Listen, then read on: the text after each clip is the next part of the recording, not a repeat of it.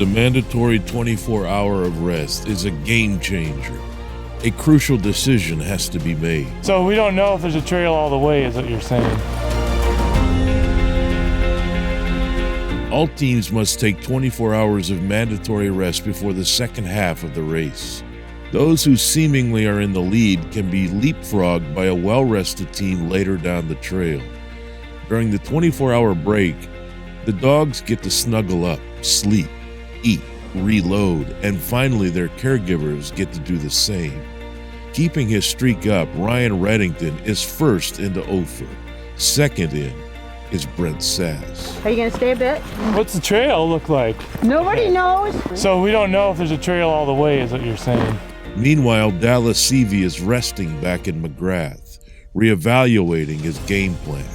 I actually think that it got a lot easier when they removed the flat loop.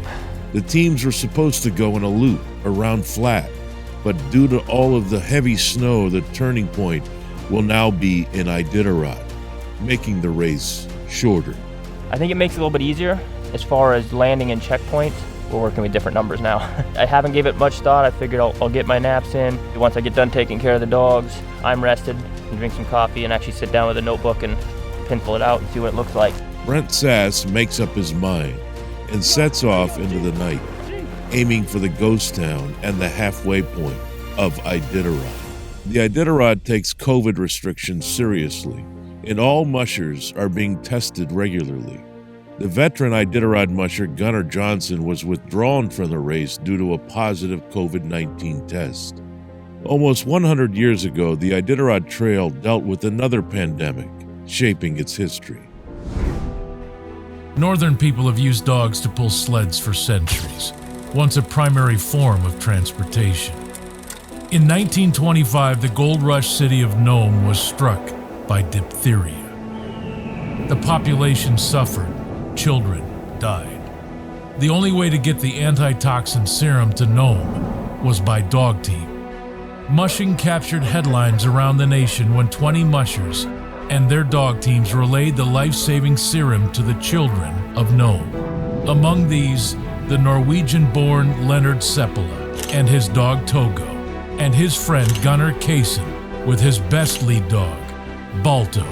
They confronted the blizzard and ultimately saved the population. The serum race to Nome is the inspiration for the Iditarod Trail. It honors the sled dog heroes like Balto and Togo.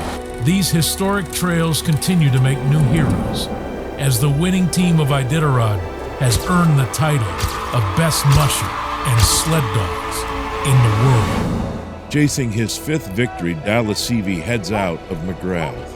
Having completed his 24 hours of rest, up behind him is Your Lifesith Olsen, well rested. They're ready to catch up with the mushers who went further on down the trail. It's anybody's race right now. When the sun comes up, we'll know more about who truly is in the lead.